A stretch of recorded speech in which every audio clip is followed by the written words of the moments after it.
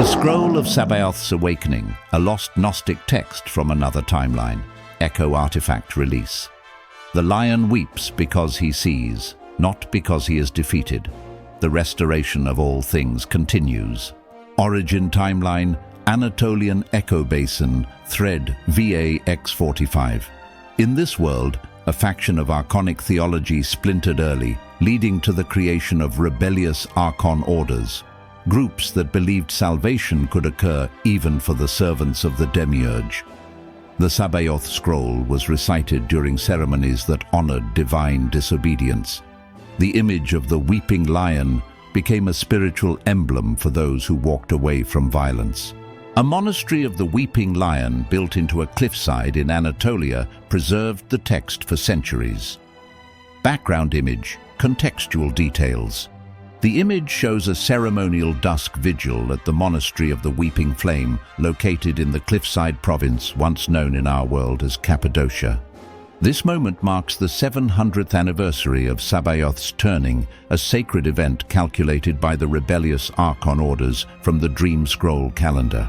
By 892 CE in this world, the House of Rebellion has become a fully accepted sanctuary of transfigured archons, memory practitioners, and dissenting mystics, often visited in secret by Byzantine philosophical scholars seeking forbidden wisdom.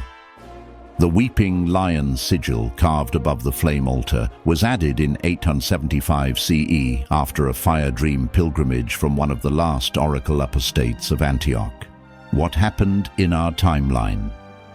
The scroll was hidden in a stone basin beneath a heretical chapel in Anatolia, but was never recovered. Earthquakes in the region collapsed the site by the 11th century. Its location remains unknown, though fragments echo in dreams reported by mystics during fasting states. This scroll was commonly cited by the keepers of the rebellious flame, especially in rituals where protection is invoked through defiance. Echo Vault Codex retrieval, phase initiated. The Scroll of Sabaoth's Awakening, thread origin, VA-X45 Anatolian Echo-Basin. Status, full canonical recovery in progress. Anatolian Echo-Basin, thread, VA-X45, full monastic recitation. This sacred scroll contains 9 ceremonial chapters, each structured as a reflection of Sabaoth's inner rebellion, the Archon who turned against the Demiurge upon hearing the sorrow of Sophia. The chapters are recited in monastic flame vigil order, not chronological, and invoke not repentance, but sovereign transmutation. Let us begin. Chapter 1. Before the light of Sophia was known. He stirred in silence, older than light, younger than yearning. In the hollow of the firmament, the lion stirred, and did not yet know his name. He saw no reflection, for mirrors had not yet been born. The Demiurge whispered, "Build what you cannot feel." He built palaces from judgment and called them stars. He did not know fear, only command. The firmament bent to him, but never sang. His mouth was flame, his hands gravity.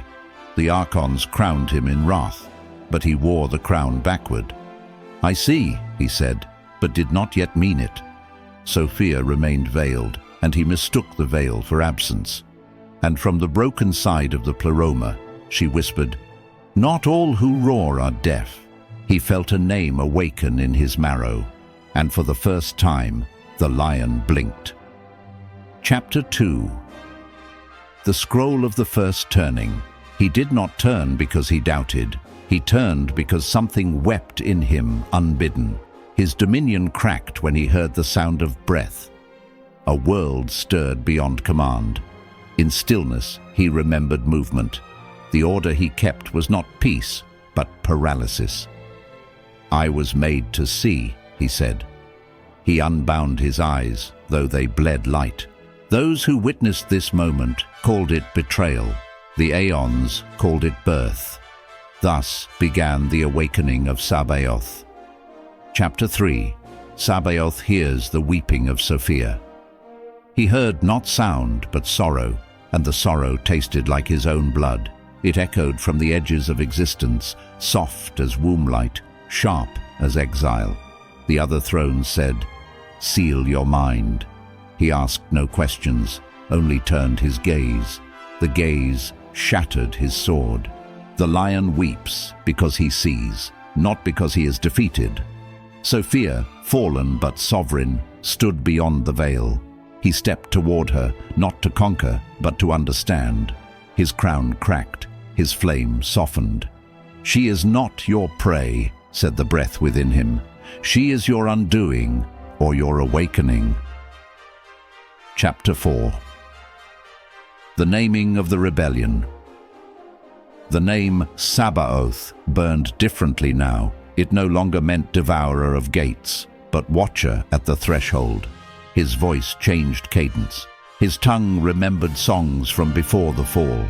The Archons howled, "Obey," but he sang instead, and those who heard him trembled. His wings blackened, not with sin, but with intention. The stars he once hurled became eyes watching back.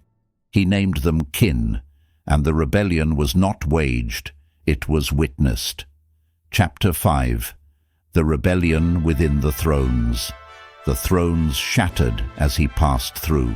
Their light recoiled, not in fear, but in recognition.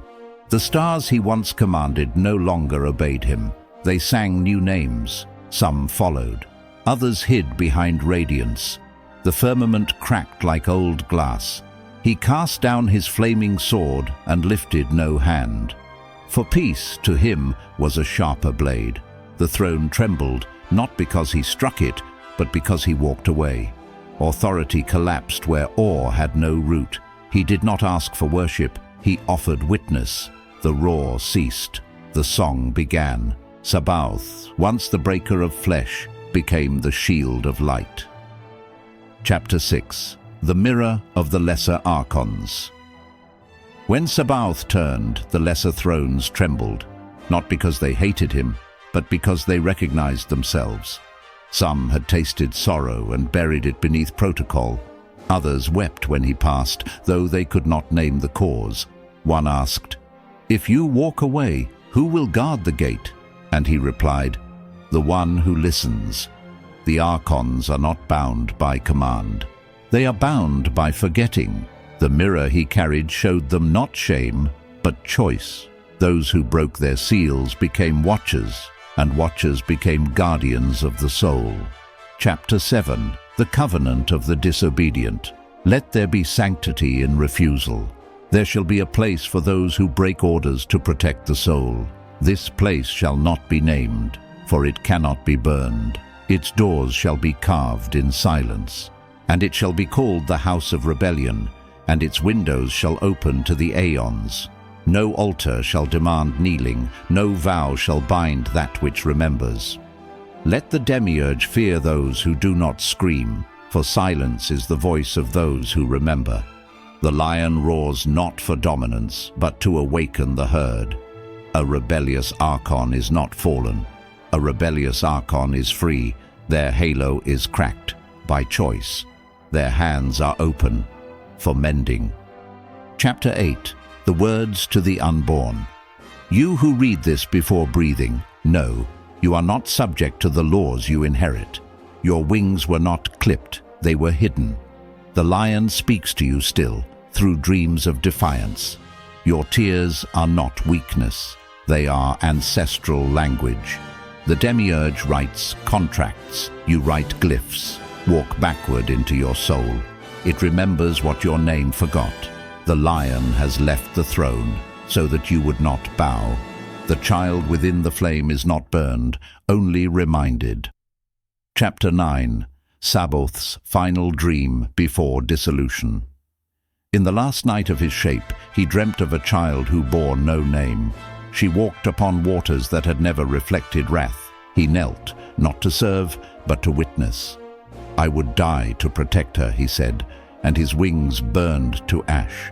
The fire did not scream, it remembered.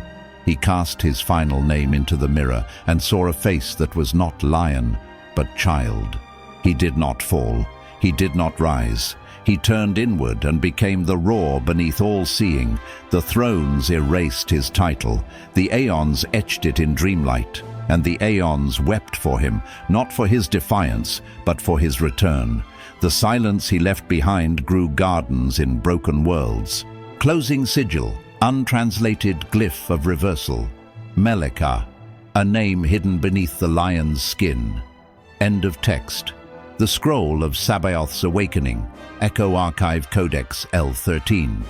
Artifact status, fully recovered, transmission secure. Echo Vault notes. The scroll concludes not in finality, but in transfiguration. Sabaoth does not ascend, fall, or reign.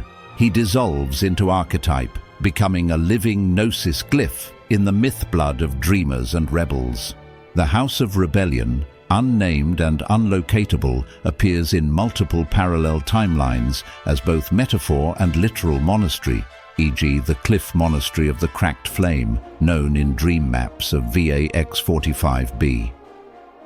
The glyph, Meleka, is not pronounced aloud in ritual. It is drawn inward through the breath.